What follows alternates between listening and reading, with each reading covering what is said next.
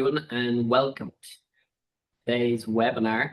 I'm delighted to welcome Minister Dara Calleary, who is Minister for Social Protection, and Dara is also Minister for Rural Development and Gaeltacht. So I'm delighted to welcome you to our offices today, Minister, and thanks for taking the time out of your busy schedule. Good morning, Stephen. Thank you for having us. Very important seminar. Great. Okay, I suppose, Minister, straight into the meat of what we want to discuss today. We're looking at auto-enrolment. So as your predecessor, Minister Humphreys, I think described it on various occasions as a train journey. And I think one of the last discussions I was actually described that the train was on the tracks. It's going to pull into the station. So putting my Dublin hat on, we're a few stops out from Euston Station now, and it looks like the train, having a few diversions along the way with COVID and the financial crash, looks like it's going to pull into the station on the 1st of January 2026. So I suppose just to ask you, do you think Ireland as a whole is ready for the introduction of MyFuture Fund on the 1st of January? So yeah, it's going to put in the station in January. I've no doubt on that. And team are working incredibly hard at such protection these days. We have nurses set up, just to get to later. Yeah, there's been a couple of stops along the way. I wouldn't say diversions necessarily, kind of put it on the side. So it's all systems go. And we are ready. We have to be. We are the last country in the OECD to do this. I think the discussion we've had in the last 2 days around Ireland in 40 years' time and our demographics, it shows that we have to start this. There's never a good time to do something like this, except when it's done. And when you look at our demographics, so for instance, at the moment, we have 4 workers for every person over the age of 66. But when we get to 2050, which isn't that far away, there was a time of sci-fi, but it's not that far away. We got 2 workers. As you're on from January 2026, the state contributing pension will be next year, 52 weeks will be just under €16,000. The average industrial wage in Ireland is €45,000. So if you're going to be totally dependent on your state contributing pension, that's one hell of a drop in your living standard. And unfortunately, at the moment, 800,000 people have no other plan for their retirement other than that state contributing pension. And for some of that 800,000, it might even be not contributing. So we have to face up to that reality, and we have to get people into the space where they're preparing for a much healthier future for themselves. And MyFuture Fund, which is our brand name for Auto-Enrolment, is the pathway to do that.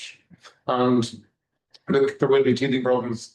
There's going to be in any kind of problem like this, but we're working exceptionally hard. And the team in Nursa, the team working in the department, the team in our contractors, Tata, there's massive work underway at the moment to try and alleviate all that. And thank you to you. And we're going to be doing a huge amount of these seminars, this is my second event today around Auto-Enrolment. A lot of radio interviews. We've wrapped up the communications on it. So I think we're definitely ready. We have to do this. Yeah. And it will form part of the puzzle if you look at it. I suppose that when you look at the changing demographics that you referred to, we're looking at generations, my generation onwards, probably, who instead the property ownership model is changing. So instead of having a mortgage paid off when they're 65, they'll be paying rent into retirement. So you'll probably be looking at people needing more funds in retirement than typically they would do as well. Well, regardless of property or anything, the fact that we're the last country in the OECD to do this, just shows that our demographics, I quote somebody this week, as we talk about it, our demographics are currently in sweet spot, so they're perfectly balanced. That's going to change quickly, so we have to be ready for that.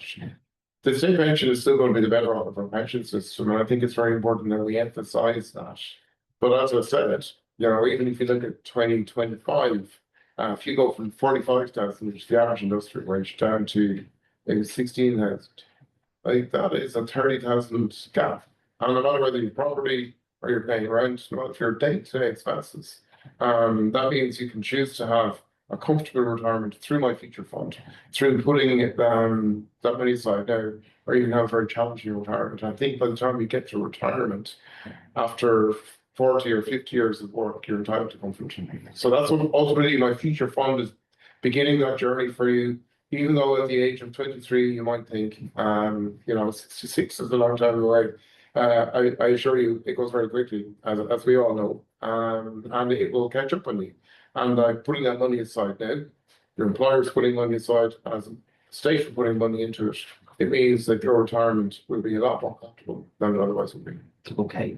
And can you go into the details? A lot of our clients will be familiar with this, but I do think now there is a range of knowledge going into. A lot of people have paid attention to the various advertisements and information that's available all over the internet, actually, when I had a look on how it will actually work. And it is modeled to a certain extent, probably in the very successful SSIA model in terms of the tax benefits and the kind of contribution model. But could you maybe provide a little bit more detail of how you see it work and how it will work? There's going to be lots of acronyms, and you got to bear with us. Ultimately, it's called MyFuture Fund, as I said, because that's what it is. It's a fund for your future. And from the 1st of January on, for your paycheck, from the 1st of January on, you'll see a deduction of 1.5% of your gross income. Your employer will make a similar contribution to that, and the state will make a contribution. So for every €3 you put in, the employee puts in, employer puts in 3, and the state puts in 1. So your €3 becomes 7. What we've tried to do, because we're the last country in the OECD to do this, the team have looked very, very carefully at every other auto-enrolment system in the world. Where the best things out of it, what things that didn't work. We've tried to make it as, I'm very conscious, I'm former Minister in the Department of Enterprise, of reducing the admin burden on employers. So through NERSA, the National Auto-Enrolment Retirement Savings Authority, NERSA, they will do a lot of heavy lifting. They will do the deductions. And what we want is that every employer from the 1st of December on will be able to register their details on the MyFuture Fund portal. They then will get all of the guidance that you need that will be available through the portal from the 1st of December. And in registering, you set up your own portal, your own company's portal. Similarly, NERSA, working with Revenue, will do all of the computations. They will make the computations in terms of Revenue, do a 13-week go back on records for 13 weeks. So we're trying to make the burden, the administrative burden, as small as possible. And in many ways, make it a one-off burden. Your registration is done, then the deductions take place from there. The employees will see it coming off their pay slip, and the state will put it in. And every employee owns their own MyFuture Fund. It's not owned by the government. It's not owned by your employer. It's yours. And I think that's really, really important. And we will have functionality on the MyFuture Fund hub for you to see your fund, see that your employer is paying into your fund, and to see the state is paying into it. And as an employee, you will have full access to that and know where your fund is, how it's growing. As an employee, then you make a choice as to what kind of strategy you want to invest your money. Is it high risk, medium risk, or low risk? Now, depending on the age you are, depending on your service, you can make calls in relation to that. In terms of younger people, more than likely go for high risk. As you get older, you go into medium and you go into low risk as you come towards cashing it in. So there's a bit of work to be done between now and the middle of December in terms, but we've tried to make it as minimal as possible. I'm very conscious of the burden on employers. I want to try and make this as minimal as possible. But what I would also say that at a time of full employment, at a time when employers are struggling to fill roles, this is a benefit for employers as well. And at the moment, there are a lot of challenges in setting up a pension scheme for business, a lot of paperwork. Through MyFuture Fund, we've tried to minimize paperwork, minimize those challenges. And as I said, we've learned from what's happening in other countries around the world to reduce the employer's admin burden, to make it as accessible as possible for employees. I think we've come up with a good model on that. Yeah, and that's an interesting point that you make there, that we've learned to kind of cherry pick from different jurisdictions and how their models worked and things that haven't. Because I had a call yesterday from a think tank in Italy who were actually considering our model and looking at it and the simplicity of it, and they're looking at putting something similar in place for university level students, a different demographic. But it is important to realise, I suppose, that people are going to be looking at the Irish model and can say, how would it work? Has it worked? And I think the simplicity of the model will certainly assist in making it popular. Well, that's the plan. Pensions are hard to understand. I know you have a lifetime of experience, and I don't want to disparage that. They're very difficult for people, and unfortunately, a lot of people don't engage with them until it comes very late in your working career, or you might have been paying into something, and then you might suddenly, as you come close to retirement, you better look at this. MyFuture Fund is different. You'll have your portal. You'll be able to go in and see where your money is going. You'll be able to make sure your employer is making their contribution and the state is making their contribution. And then you have the control of the risk strategy in a very accessible way. But we will see, like no doubt, project of the size of this complexity, there will be teething problems, and that's inevitable, and we're going to be ready for them. But I do think in a year's time, 2 years' time, when MyFuture Fund is relatively well embedded, certainly in 5 years' time, I do hope and I'm confident that we have a model that is easy to understand, that's accessible, that's transparent, and certainly if it's an international role model, I'll be very happy. And I suppose just looking at short-term actions, because I suppose most of the calls I'm getting these days are from employers saying, okay, know how it works, we know what it's going to cost, but what do employers now need to think about? What do they need to do in the run-up to 1 Jan? So first week of December, you go on to MyFuture Fund, your portal, our portal for employers will be there. That will guide you through all of the information that you need to register. We, while that train was moving to get to us to this point, my team in the Department of Social Protection have had huge engagement for weekly meetings with 60 of the country's biggest payroll providers. So payroll providers and their national organizations are on board for this. We are, revenue are very much on board, and revenue will be communicating with employers throughout November in terms of what information they require. The most important thing is that the biggest payroll providers in the country have been fully involved in this, and they are ready for the kind of information that needs to be provided. You go on from the first week of December, you set up your profile, your company's profile, and once that's set up, we will be making videos available to you. Most important thing too is to inform and keep engaging with your employees. Tell them that this is coming. Tell them that there will be deductions from the first paycheck of January, but that those deductions are going to be matched by the employer and matched by the state. As I said, for every €3, the employer puts in another 3. The state puts in 1, your deduction of €3 becomes 7 for you in your retirement. And I think the most important thing is for employers, ask questions. Ask questions. We have a lot of information available on YouTube at the moment as well. We will have very specific information available on the hub, but also keep your employees informed to keep them in the journey with you. Yeah. And one of the positive aspects I see from an administrative perspective is the involvement you referred earlier of Tata, who did boots on the ground up in Donegal, and they've involvement in a similar scheme in Nest in the UK. So their experience and their knowledge of the twists and turns of the AA journey will no doubt be invaluable as well when it comes. Yeah, so Dara went to tendered to be the consultant on this some time back, and they're based out of Kenny, which with my other ministerial hat on in terms of regional development, is really positive that we're running this transformational project from Letterkenny. And Dara have done really, really good work with us. We have a very small team in the department have worked incredibly hard to get us to this point, and it's a small team. And now they're beginning to we're staffing up NERSA, which is going to be the overall body to run MyFuture Fund is NERSA, and we have employed a very experienced CEO. I've appointed an exceptionally experienced board, people who are used to big projects like this, representing all facets of business, of workers, of society, people who have overseen big projects.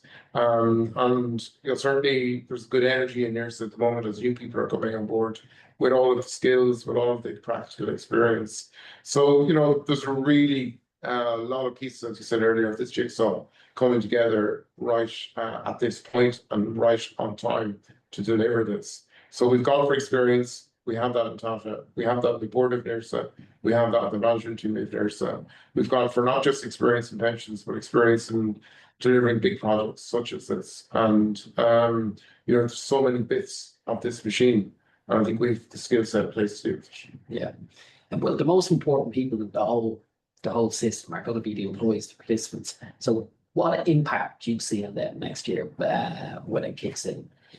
Well, the first impact is more longer term. As I said, I don't want to be like a broken record here, but it is, 800,000 workers in Ireland as of today, November 2025, have no long-term pension provision. Just leave that out there, 800,000 or so people. And that if they don't make any provision, that when they come to retirement age of 66, they will get the contributory state pension, which as of 2025, it's just under 16,000 euro a year. Our average industrial wage in 2025 is 45,000. And, so that's the long-term impact. That's what this is about. The short-term impact is, 1.5% of your gross income per annum will be deducted. That then will be matched by 1.5% of your gross income by your employer. They will pay in, and the state will pay in as well. But that is to ensure that when you come to retirement age, you do not have that cliff edge of income. You do not face into that cliff edge and that challenge of income. So I think, there's very few other offerings like that. And that's why most people have seen the ice cream ad where, the two scoops and the cherry on top. And, your contribution matched by your employer, and then the state makes a contribution. So for your €3, it becomes 7. And up to 80,000 euro of income, and for any employee between the age of 23 and 60, from the first start. Okay. Looking at the net employees that will catch, is any consideration on what will happen in relation to part-time workers, those not in permanent roles, seasonal employees, right? So anybody that's enrolled and earning over 20,000 per annum, regardless, we're not particularly focusing on people's status. We're focusing on their income so that we can align their income to getting them the benefit of MyFuture Fund. And that's part of the simplicity of it, rather than making separate categories for part-time, for etc. But gross income in this instance, if your part-time income exceeds 20,000 in a year, if you're working part-time, your income exceeds 20,000, you will be automatically enrolled. If you've a couple of different jobs and your income from those couple of different jobs is over 20,000, you'll be automatically enrolled. If your bonus, overtime, etc., they all get included in gross income, you'll be automatically enrolled.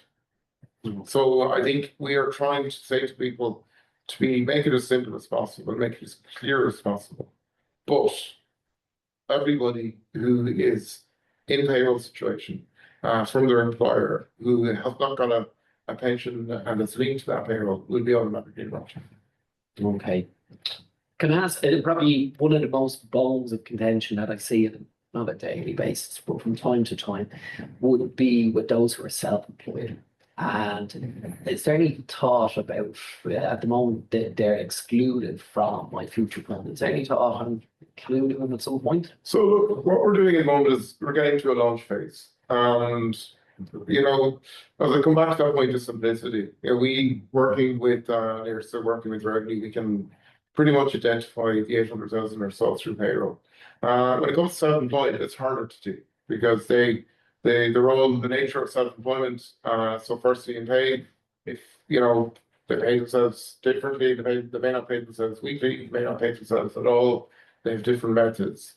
Secondly, for the self-employed, there has been very, very attractive pension arrangements available for many, many years. Many have taken up that, many haven't.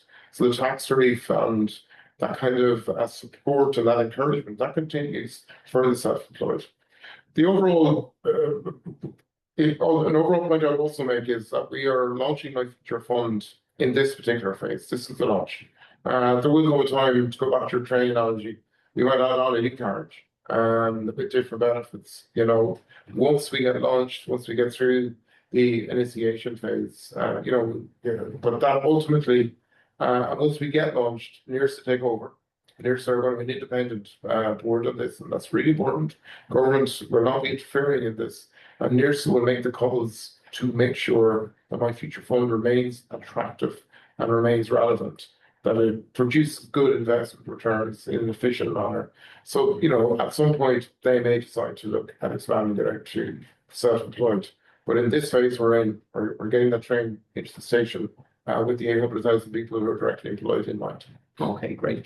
The next question is probably in a similar vein to that. You referred to the contribution structure earlier on, the 1.5, increasing to 6 over time. Is there any scope or is there any thought for the inclusion of additional voluntary contributions or ABCs at some point in the future? Yeah, just again, it's similar back to my last question, and come back to your train analogy. At some point, NIRSA will look at MyFuture Fund in their independent mandate, their independent role. And they will, and I know from the board that's there, and from the staff, want to keep it as relevant as possible and want to adapt it. Our initial job, our initial task is to get up and running. And then it's up to NIRSA to look at it and to make sure that things like ABCs are considered. That people, when they do have that extra bit of cash and want to make an investment in, that they may have the capacity to do that. But ultimately, that's a matter for NIRSA. And I think they will. I know their experience on this will guide that decision. Okay. I suppose now this is probably a first world problem, but I've been asked this question several times from individuals who are either reaching or reached the standard fund threshold, and simply by meeting the eligibility criteria for MyFuture Fund, they are going to be auto-enrolled in the scheme. And the same applies for, I've met several individuals who've been seconded from, say, an entity in France or Italy, and they'll be participating in a foreign pension scheme. But once again, when they land in Ireland and they tick the eligibility criteria, they'll be enrolled. Is there any thought or any reason or any thinking or in relation to their exclusion or otherwise from MyFuture? Not at this point. I think we're focusing on that simplicity piece and trying to capture as many as we can at this point. People do have the option to opt out. People do have the option after 6 months. They can opt out or they can suspend contributions. So that option is there, and they still retain their fund, but at this point, no, there's no consideration. My main focus and our main focus in terms of getting started with MyFuture Fund is the people for whom there is no provision and who have made no provision. And I keep emphasizing that figure. 800,000 people is an extraordinary amount of people who have no plans for their future, for their retirement. And that's in relation to all of these issues about adults. That's something that NIRSA will consider in time. Okay. Now I know you're extremely busy, so I'll wrap it up now with just a final kind of future gazing question. So if you're looking into a crystal ball, you're looking in 10 years from now, how will you know and the government know that MyFuture Fund has been a success and has worked as intended? And I suppose what's next on the agenda after this current? Well, success, I know what you'll be talking about. Success is that it'll be just seen as part of people's day-to-day life in the same way they pay PRSI or they pay, that they do. And success is people beginning to download and spend their MyFuture Fund funds and beginning to enjoy a much better retirement than they otherwise would have. Success is bridging the gap between €16,000 a year and €45,000 a year, and that people have actually made the call to do that and understand why the sacrifice. And it's a deduction from salary at a time, when various people are under so much pressure, but it's a deduction that's going to make you money. It's a deduction for every €3 you're going to get 7, and it's a deduction that's going to make your retirement an awful lot easier. So ultimately, that's what success is. That retirement is much less daunting for people, and ultimately successful than nobody's talking about it. Right. With that, Minister, I'd like to thank you for bringing some clarity to MyFuture Fund and answering all the questions today so clearly. And best of luck with the 1st of January. I'll be thinking of you. Thank you, Stephen.